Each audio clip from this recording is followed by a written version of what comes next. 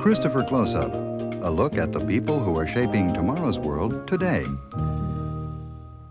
Hello, I'm Ed Blake. Welcome to Christopher Closeup and a fresh look at people who translate concern for our world into action for others. To tell us more, here is the director of the Christophers, Father John Couture. Thank you so much for joining us. You know, you are unique and you can make a difference. That's been our Christopher message for these past 45 years, and it's an idea that we share with young people through our annual video contest for college students. This activity challenges students to interpret on film or video the Christopher belief that one person can make a difference. We begin today's program with a look at one of the videos which actually received a Christopher recognition.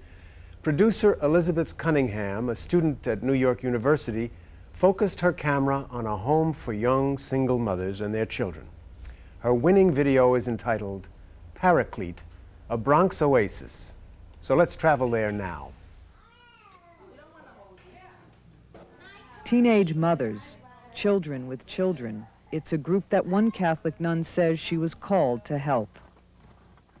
In the South Bronx, Sister Mary Jane Jensen has created a home out of an abandoned building. It is called Paraclete, a Greek word meaning Holy Spirit. Sister Mary Jane's dedication to helping young mothers comes from her own love of motherhood. Before becoming a nun, she was married and raised a family. She has 4 grown children and a grandchild. You could say I had reached my goals. I was 44, had a good job, liquidate everything that I had worked hard for, and just get rid of it. And so began a new life for Sister Mary Jane. But she felt something was still missing. It wasn't until 8 years later, while she was a cloistered nun living in a monastery, that she finally realized what her mission would be. I found out that Covenant House opened up a floor for young girls with babies. And I just couldn't conceive how a young girl with a baby could be homeless, and there would be such a need. And being a mother myself, I felt that I felt the call that very moment that I had to come out and help young girls to be mothers who had no place to live. Well, joining us now is the founder of the Paraclete residence. So please welcome to Christopher Closeup, Sister Mary Jane Jensen. Good to have you with us. Good to be here, Father. Tell me a little bit how you started the Paraclete House. 8 years ago, while I was in the monastery, I felt a call to come out and to work with teenage mothers, take them off the streets and do this monumental job with no idea how it was going to be done. And I left the monastery and went to work in a residence for young men. And 2 people and myself decided to incorporate, to start up a program for young people to begin with, where we would provide long-term housing, homeless young people. And through this process of incorporation and providing the initial house for Paraclete, finally, after 6 years, it has evolved into exactly what took me out of the monastery, a home for young mothers and their babies. Fantastic. You know, people who listened to the opening clip probably weren't sure they heard what they heard, that you were a mother and a grandmother and then decided to enter the convent, became a contemplative. And it was in the contemplative monastery. For how many years were you there? I was over 5 years there. 5 yes. years. That this idea began to germinate, and it took you another 6 years after that to bring it to fruition, huh? Exactly. Yeah. Yes. Fantastic. What then is a day in the life of Sister Mary Jane Jensen? Well, we start out early with morning prayer and then Mass at 7:30 across the street at St. Augustine's. And then making sure all the girls are getting off and out to school and the children to the home provider. And then of the technical work, the administrative work, preparing food for our soup kitchen and pantry. we make candles to generate a small income, and that's about it. Listen, will you forgive me if I return to the earlier question? I'm fascinated by the fact that you're doing this, but also I'm fascinated by the fact that you changed your whole life flow from really what was the ordinary life of a laywoman and a mother. When did you start thinking about becoming a sister? And what was the reaction to your family, your children, your husband? Actually, I wanted to be a sister when I was 17, 18, and I did apply to Mary because I had visions of being a missionary. So the Lord has a sense of humor, because I am a missionary today in the South Bronx, and that is mission territory. Yes.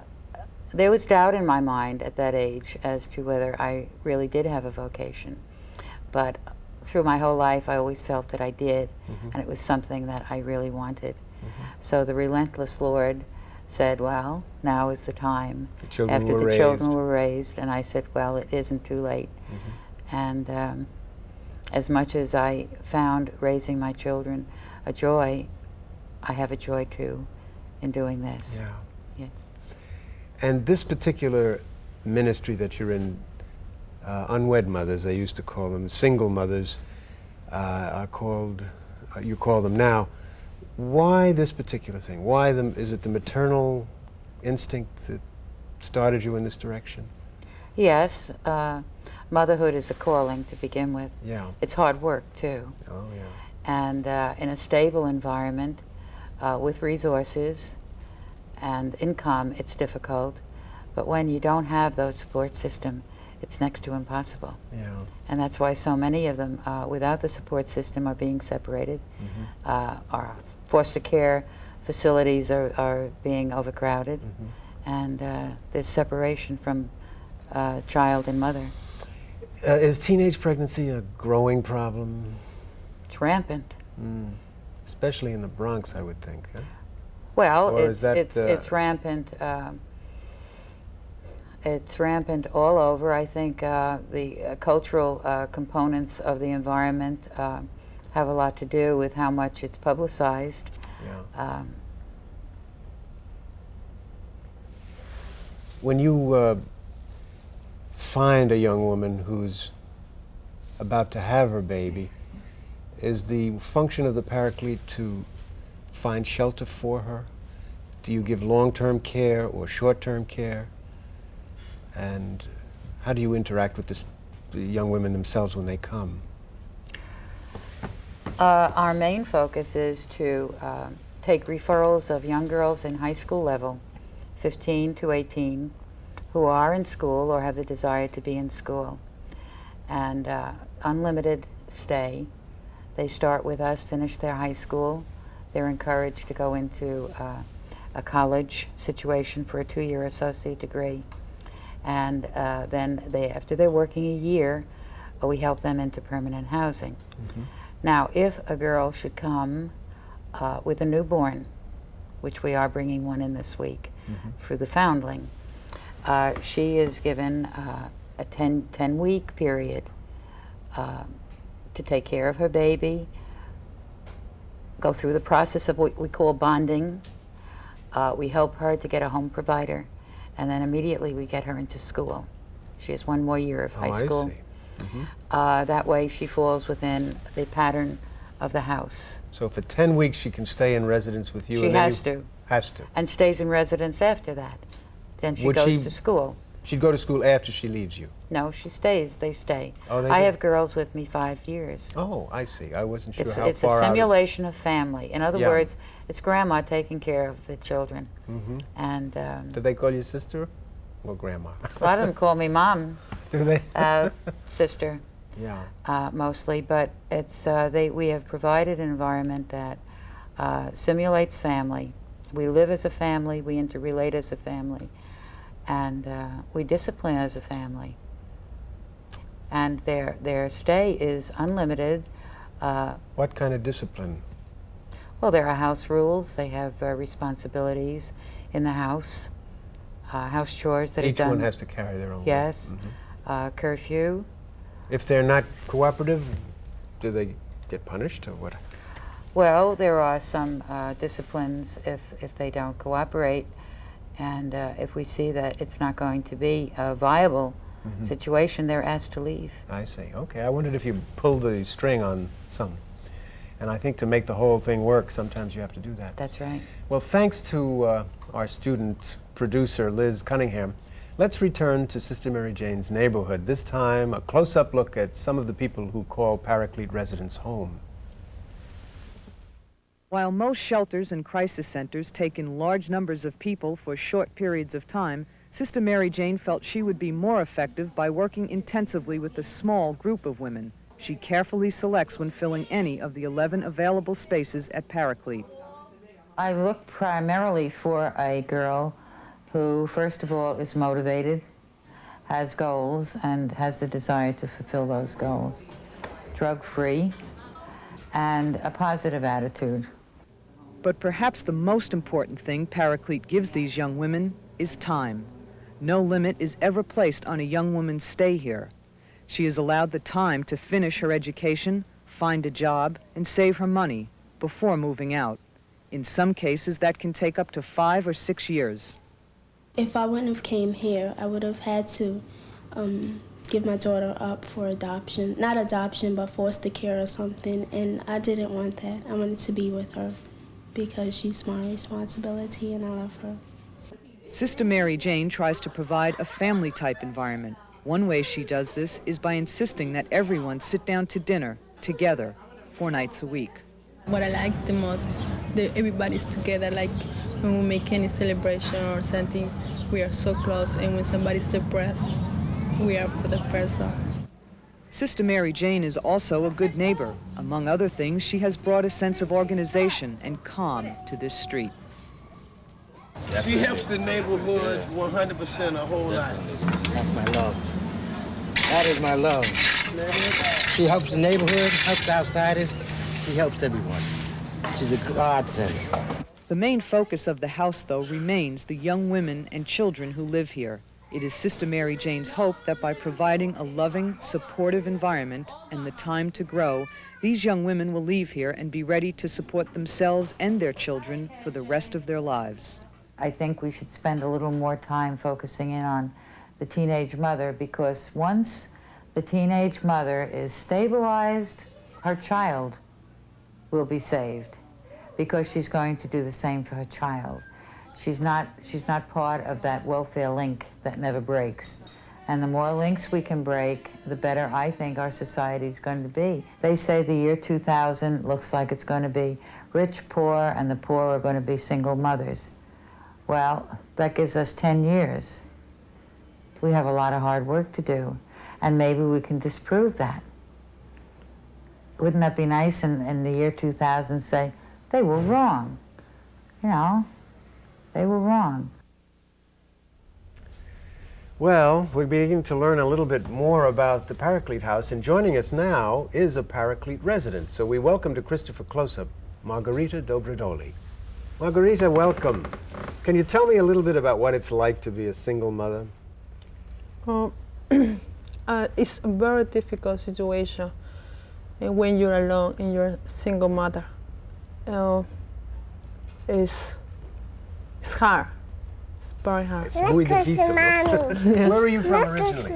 I'm from Peru. From Peru. And introduce me to this precious little person we have here. This is my daughter, Linnea. Linnea, how are you? Say how are you? ¿Cómo estás, Linnea? What, honey? Look, Mommy. Yeah, she sees Mommy on the monitor. That's what's going on. She sees herself, too. She's fascinated.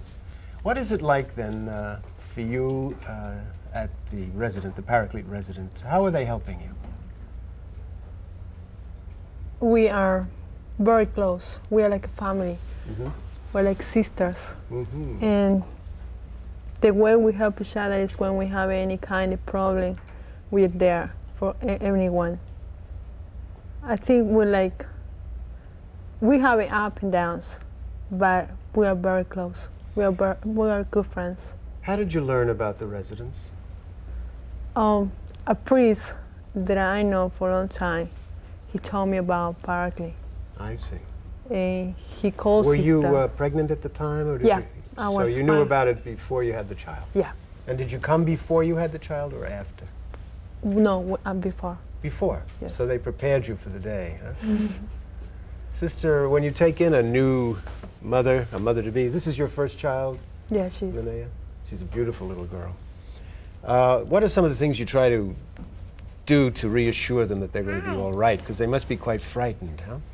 Well, Margarita was. She was unique in her own right because she was struggling with language, she was struggling with work, she was struggling with the fact of having a baby, and she was struggling at that time with the relationship with the father and separation from home so far that we became very close in the beginning. She helped with the candles that first winter. We worked together. How long have you a been lot. together now? Well, I'm looking at Linnea, so she's about 2? It's going to be 3 years. 3? Oh, 3 wow. years, yes. 3 years. And Marguerite and I worked together, talked together, cried together, and I think your experience as a mother has kind of helped you in this. yes, huh? it has. And I coached her in her labor. I've coached many of the girls in labor. Yeah, there's It's another great to see a advantage. baby born. Oh, wow. It's different than giving birth. Mhm. It's a different kind of an awareness. Yeah.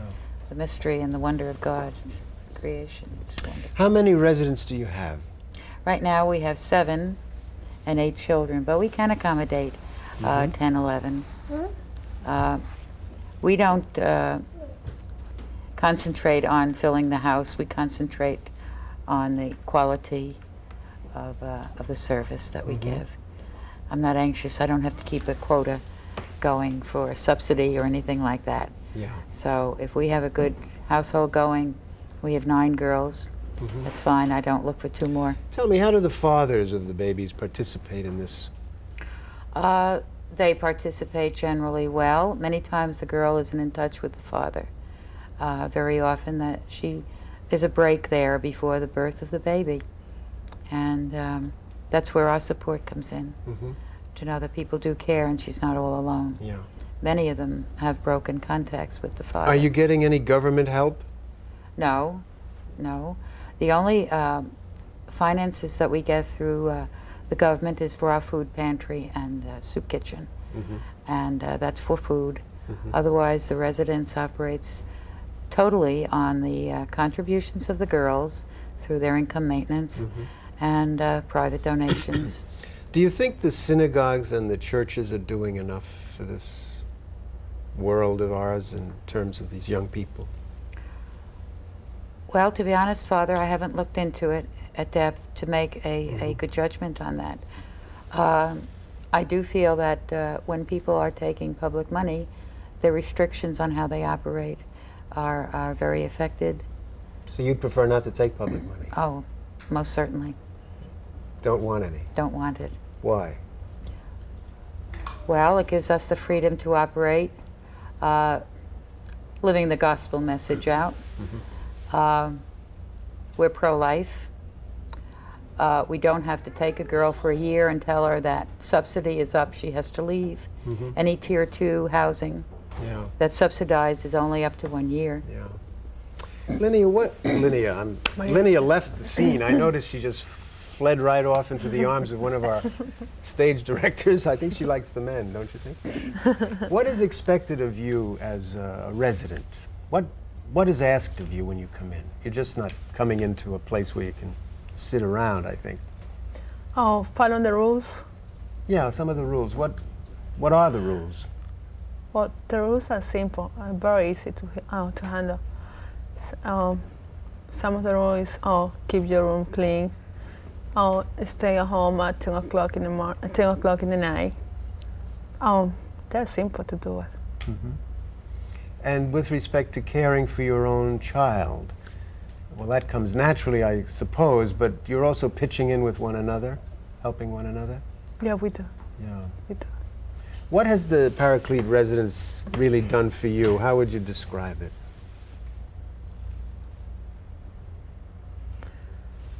They give me friendship and happiness. That's what Just a little thing like that? Yeah. That's a lot. It's a little thing, but No, it's not It the is little things, important sister. for It's the me. most important thing in the world. Friendship and happiness and love. That's So most obviously you have a feeling of security there. Now, you've created the emotional atmosphere that's comfortable for these young ladies. Is there a secret to it? I mean, love is such an abstract word. It's been devalued in its overuse. So it's obvious love is there, but how would you describe what you're giving? And then I'd ask you, what are you getting out of it? That's hard to articulate. What I give is what I feel that I'm called to give, what Christ told me to give. It's nothing unusual. We're called to give to one another in need. And How do you connect this with Jesus Christ? I find that, in a way, it's obvious, but I'd like to hear you articulate it. well, the most perfect rule of Christ that I can remember right now predominantly is that we were told to love one another, and that judgment is going to be made someday. And if the love encompasses all our actions and thoughts and words, that way we are fulfilling what Christ has told us to do. If we love, we're not going to violate any of the commandments because they're all against love. And we were called to house the homeless, feed the hungry, and clothe the naked.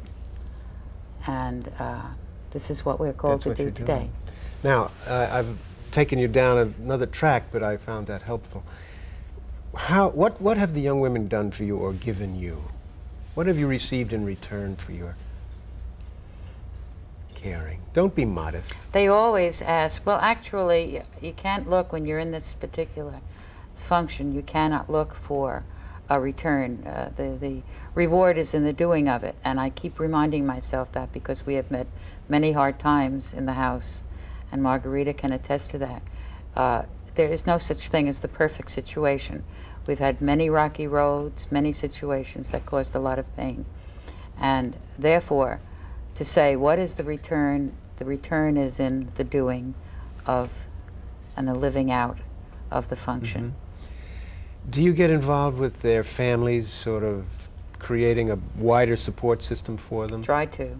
How do you do that? When there is, well, when a girl applies, we find out what her family, where her family are, what the situations of the family are. And we try to network into the family. They go to families, they're permitted every other weekend out, and many of them go to their families on that weekend and spend with them. I'd like to add something about Margarita, Father, that she was married in our household last January in our chapel. Wonderful. And we had the reception in our soup kitchen. And that was a return to me. That was a very joyous day for me. Well, are you living in the residence or are you living with your husband? How is it working out? I'm living in the residence right now. My husband is in Germany. He's in Germany. Yes, he is. I see. And so when he returns, there'll be something more. Have you had the need to go to work? Are you employed? I do work I mean, outside of the residence? outside of So the you're making a residence. little salary for Yeah, yourself. I do. It's making some savings.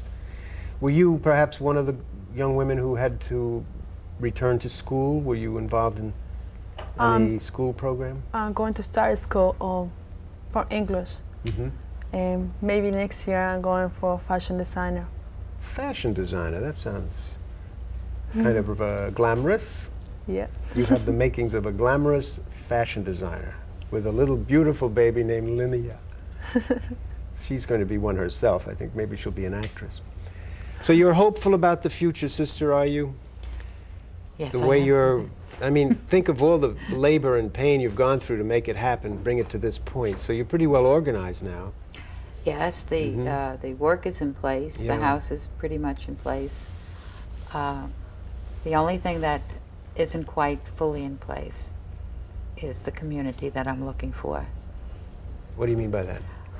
I'm To build a to community build of a community, sisters. Yes, to do Well, carry on this work. if there are any sisters, potential sisters out there who would like to join you, let them be in touch with the Christophers. And if there are any people who would like to be support in other ways, we hope that they know enough to contact us. We will certainly funnel their letters to you, Sister. So, Thank you, Father. Sister Mary Jane Jensen, it's been a pleasure. And Margarita, it's been a great pleasure to be with you. Thank you so much for this Christopher Closeup visit. I will return in just a moment, but first this message. Whether the parent is single through death, divorce, adoption, or out-of-wedlock birth, he or she has a special and demanding task, that of raising children without the day-to-day support of a spouse. And to help single parents cope with the challenges and joys of raising children, the Christophers have published a special news note. It's called Parenting Alone. To receive a copy, free of charge, mail your name, address, and zip code to the Christophers, New York, New York 10017. Christopher news notes are published in both Spanish and English. And when you write, please mention the note by title, Parenting Alone or Cuando falta uno de los padres. In either language, Christopher news notes are always free of charge. Our address, once again, the Christophers, New York, New York 10017. Now, in closing, here is Father John Couture. Well, here's some practical wisdom from an eminent baby doctor. He had a standard treatment for newborn infants who didn't gain weight.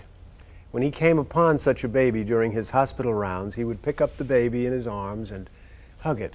Then he'd look at the chart and write down these instructions for the attending nurses.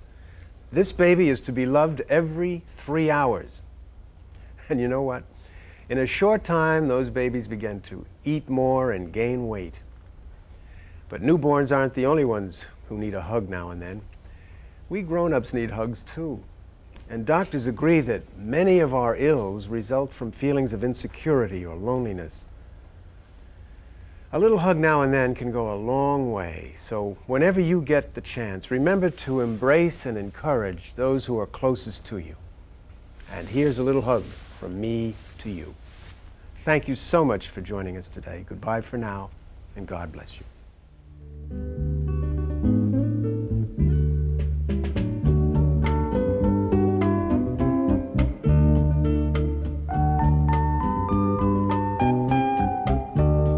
This program has been brought to you by the Christophers, New York, New York 10017. It's better to light one candle than to curse the darkness.